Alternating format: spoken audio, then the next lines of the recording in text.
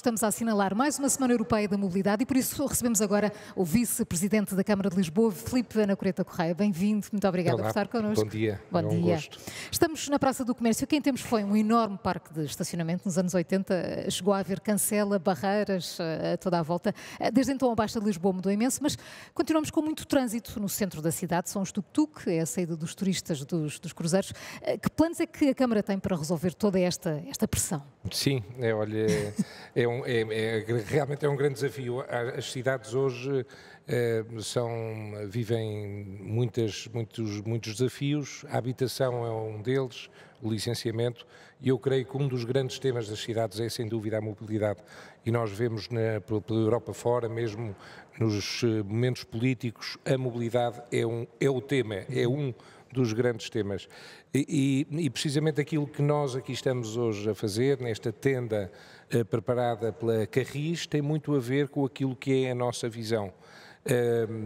Sendo um grande desafio, dificilmente conseguimos imaginar que uma mobilidade numa cidade possa melhorar se não passar por uma melhoria dos transportes públicos, pelo investimento forte nos transportes públicos. E nós, desde o início do mandato, se há aspecto que temos investido fortemente, é efetivamente nos transportes públicos. Começou com a medida dos passos gratuitos para os mais novos e para os mais velhos. Trouxemos, neste momento são mais de 90 mil beneficiários, o que numa cidade com 550 mil pessoas é um número impressionante. São mais de 90 mil beneficiários e desses mais de 90 mil beneficiários, cerca de metade são novos no sistema. Começaram a andar de transportes públicos. Mas, Filipe Ana Coreta Correia, a questão do transporte público, da utilização mais intensa ou menos intensa, é uma questão de preço, porque basicamente o passo gratuito resolve a questão de preço, mas não resolve a questão da qualidade, fiabilidade, do cumprimento de horários e por aí fora. Exatamente, e por isso eu ainda não tinha terminado. Há um aspecto que é muito importante, que é trazermos pessoas para os transportes públicos, mas para além disso, nós não ficamos por aí e nós estamos a fazer o maior investimento que há à memória na Carris, são mais de 200 milhões de euros em renovação de frota, aumento da frota, e isso é bastante substancial. Ontem foi aqui apresentado, estamos a falar de mais de 30 autocarros elétricos standard, mais 14 minibus muito apropriados à tipologia das ruas da cidade de Lisboa. Já antes tínhamos anunciado, adquirido 12 elétricos articulados, que são os elétricos que nós vemos aí na cidade. Portanto, está a haver um grande investimento na renovação de frota, aumento da frota. Nada disto se vê os resultados imediatos, não há solução para a mobilidade que se resolva de um dia para o outro e nós sabemos que este é um grande desafio. Mas podíamos falar de outras iniciativas, por exemplo, os parques navegantes, que nós lançamos este ano, onde uma pessoa que tenha um passe navegante pode estacionar num dos parques identificados, deixa o carro e não anda na cidade de carro, anda de transporte público. É um projeto novo, é um projeto inovador. Mas a cidade funciona a duas velocidades, ou seja, quando falamos de mobilidade, devemos pensar numa mobilidade diferente para quem vive e trabalha na cidade e para os turistas que a visitam. Bem, o tema dos turistas é um grande desafio também, sem dúvida, e é realmente difícil também para a Câmara, uma vez que muitas das questões ligadas aos desafios, aos turistas, são objeto de intervenção de entidades nacionais. Por exemplo, os tuk-tuks são licenciados pelo Instituto de Turismo, não é uma competência da Câmara, mas também aí nós estamos a tentar.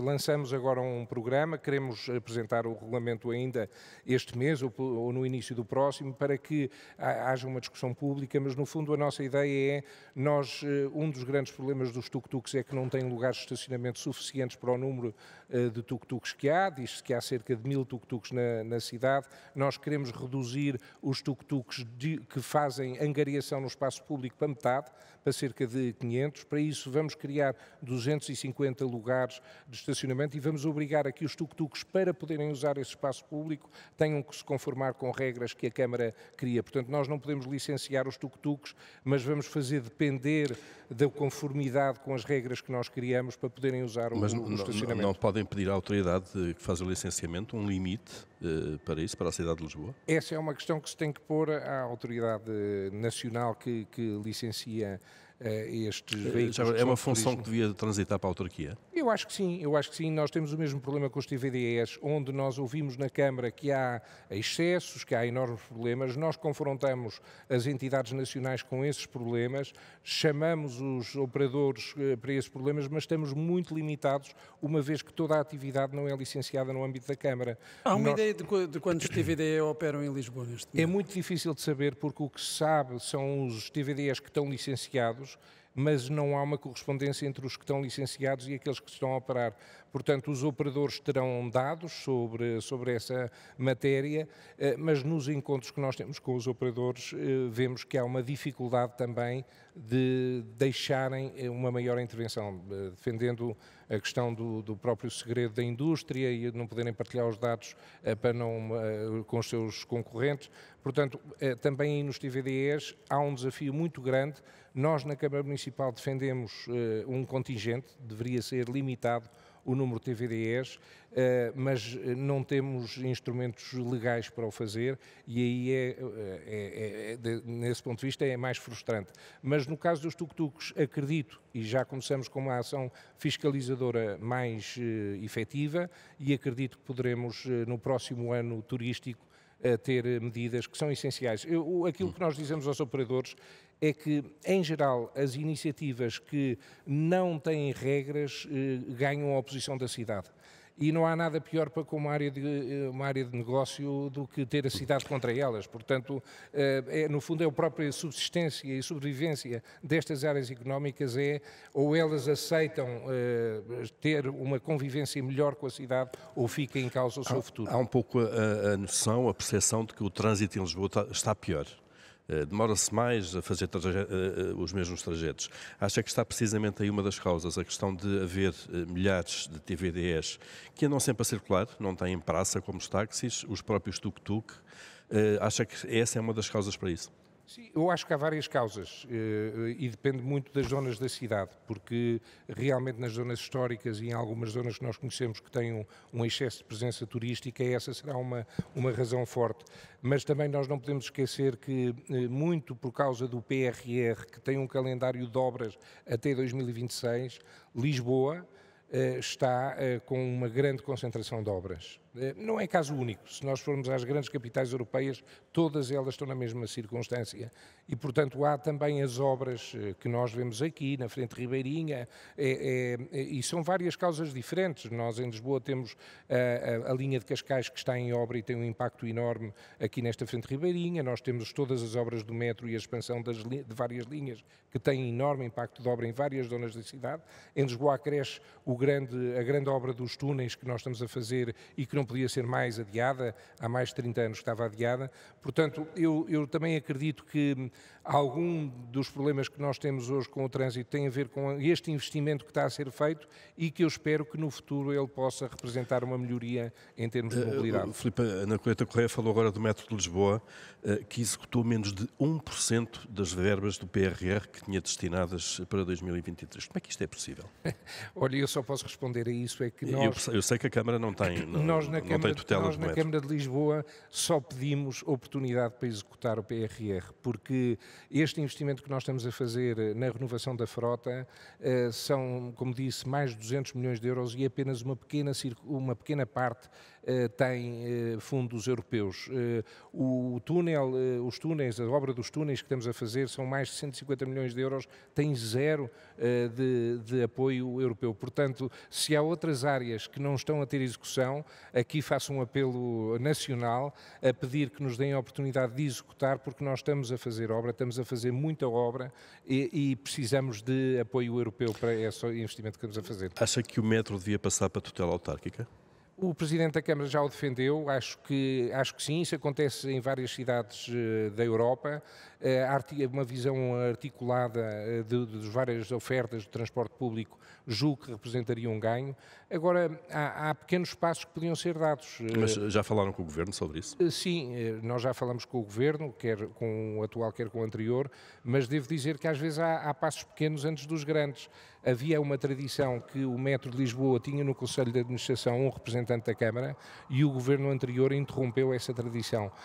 Julgo que isso não é benéfico e era importante a Câmara realmente ter uma visão do conjunto dos operadores de transporte público na cidade de Lisboa.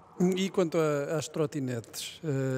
A velha questão das trotinetes. É um grande tema. Que de início julgava-se que até iria melhorar a mobilidade, uma mobilidade mais verde até nas cidades, mas já vimos que, por exemplo, em Paris, em Madrid, há a proibição das trotinetas, e em Lisboa, o que é que se pensa fazer? Eu acho que o que se passou nessas cidades é um bom exemplo e deve ser visto para outras áreas. Por exemplo, quando falávamos há um bocadinho dos tuk-tuks, é que quando não se faz nada, quando não há regras, as atividades económicas ficam comprometidas. Mas também não há esta ideia de que primeiro deixa-se que floresça o caos e só depois é que se corre atrás do prejuízo a tentar controlar. Eu acho que muitas vezes é assim e acho que no caso das trotinetes em Lisboa, não posso dizer que esteja a circunstância ideal, mas ela está muito longe do caos em que encontramos.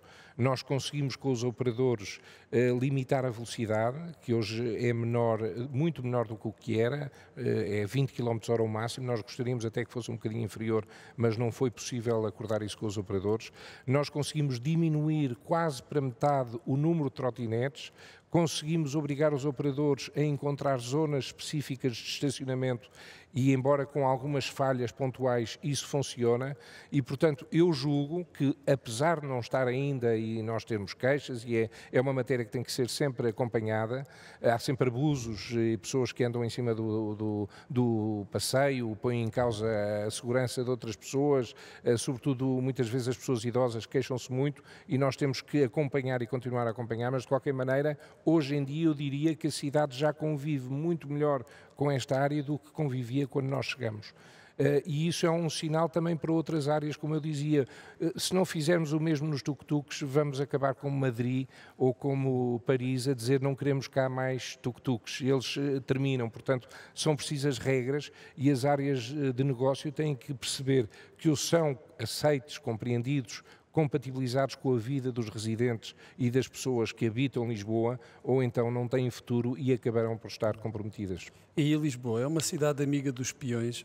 Ainda na semana passada houve a notícia de um atropelamento mortal na zona da Avenida dos Estados Unidos da América, precisamente uma zona em que está organizado um grupo de moradores que reclama a intervenção das autoridades para que sejam mudadas as estradas, sinalizadas as passadeiras de uma forma diferente, criadas lombas.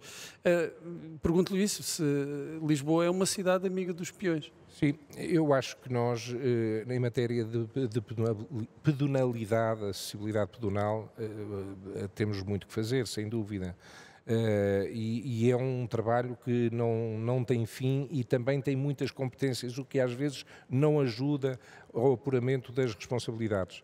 Mas sem prejuízo disso e sem prejuízo da situação que referiu ser sempre trágica, claro, e a todos nos perturbar, não posso também deixar de dizer, julgo ainda ontem aqui no Observador falava-se da segurança rodoviária e dos números da segurança rodoviária, e eu não posso deixar também de chamar a atenção que em termos dos números de sinistralidade em Lisboa, com feridos graves e com mortos, ele, nos anos de 22 e 23, foi o melhor de sempre, mesmo descontando, aliás, no caso, por exemplo, de mortos, foi melhor mesmo do que o Covid.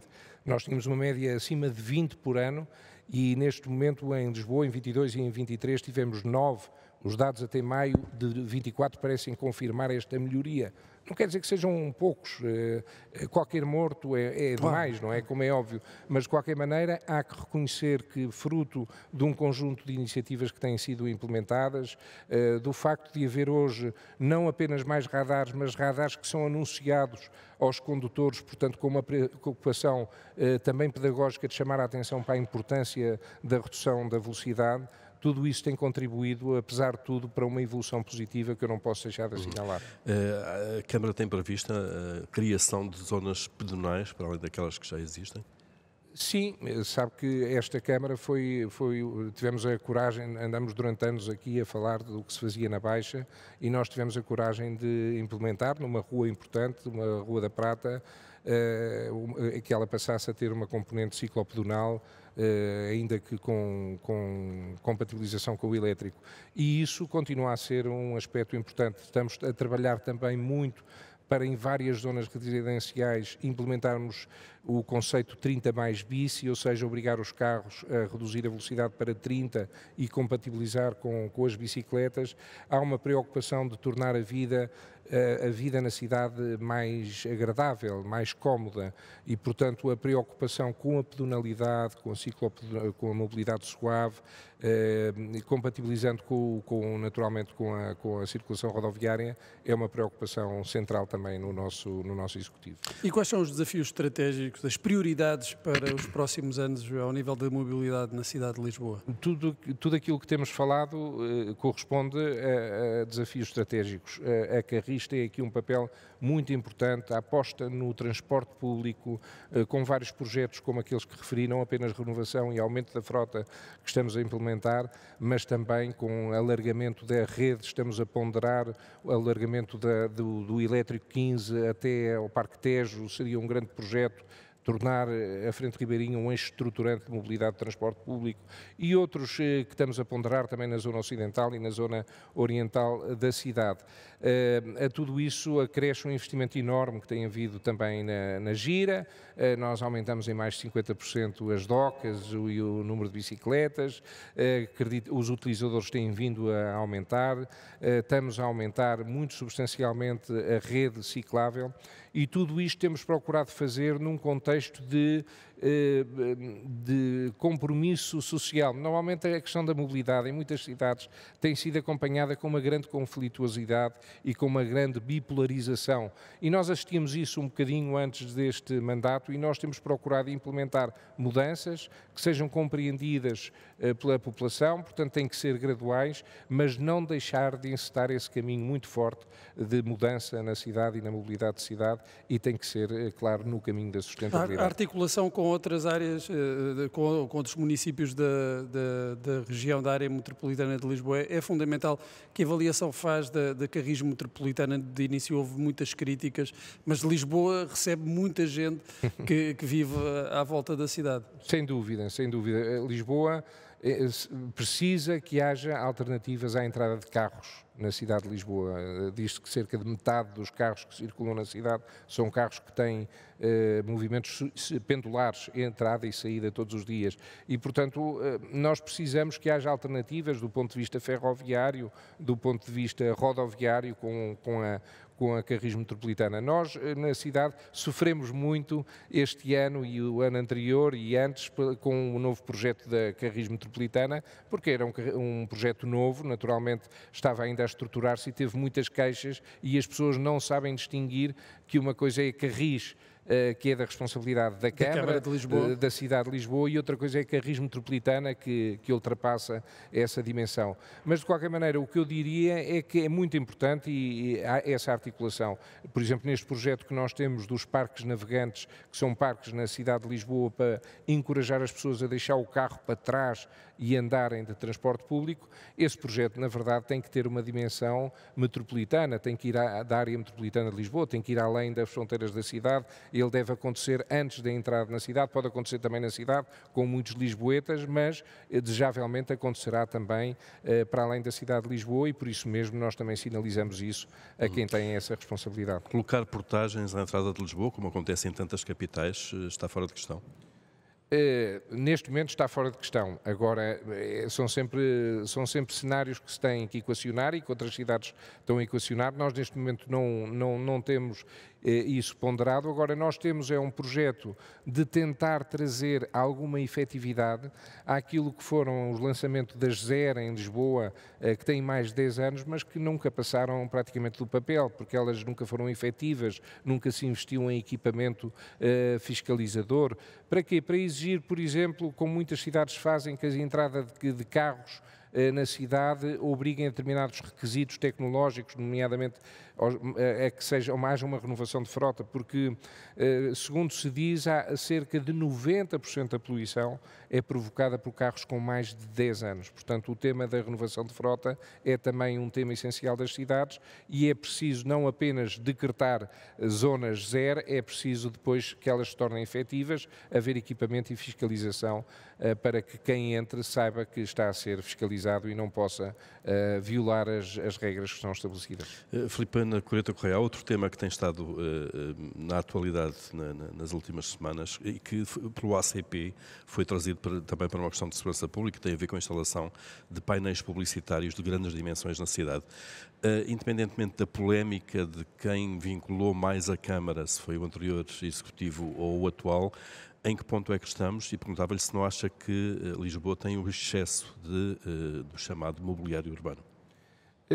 Ora bem, sim, eu pessoalmente acho que sim, embora não seja uma área que eu acompanhe diretamente, mas deixe-me dizer-lhe que a ideia do contrato, quando surgiu no anterior mandato, o racional que teve subjacente a este contrato e ao concurso público que foi lançado, foi precisamente uma ideia de diminuição do mobiliário no espaço público. Portanto, o que se queria era centralizar, ter apenas um contrato e não permitir a pulverização de mobiliário, que muitas vezes acontecia com autorizações de diferentes entidades. E, portanto, a ideia do contrato era essa, era reduzir, é preciso avaliar se ela está efetivamente a garantir esse objetivo, mas eu acho que esse objetivo deve existir e também não fujo à questão que referiu relativamente aos grandes ecrãs. Acho que o Presidente da Câmara também já o disse, independentemente das responsabilidades do passado, o que interessa é resolver este problema e todos estamos de acordo que é necessário encontrar uma solução melhor do que aquela que ali temos. Uma última pergunta, como é que se desloca de casa para o trabalho? Desloco-me de maneiras muito diferentes. Hoje em dia desloco-me muitas vezes como motorista, porque me ajuda a trabalhar durante o dia. Gosto muito de vir a pé. Eu moro em Alcântara e demoro cerca de 45 minutos e tento também vir de autocarro ou de elétrico. Para mim é relativamente fácil e julgo que é muito importante. Para mim é muito importante ver o comportamento também do transporte público e perceber onde é que nós podemos melhorar, ouvir um motorista, ou ver as pessoas e, portanto, procuro fazê-lo regularmente. Trotinete e tuk-tuk é que não? Não, isso não. Podia ser para medir o pulso. Filipe Ana Colheita Correia, Vice-Presidente da Câmara de Lisboa, muito obrigada por ter vindo à Rádio Observador. Obrigado e boa semana. Gosto para vocês também. Muito obrigada.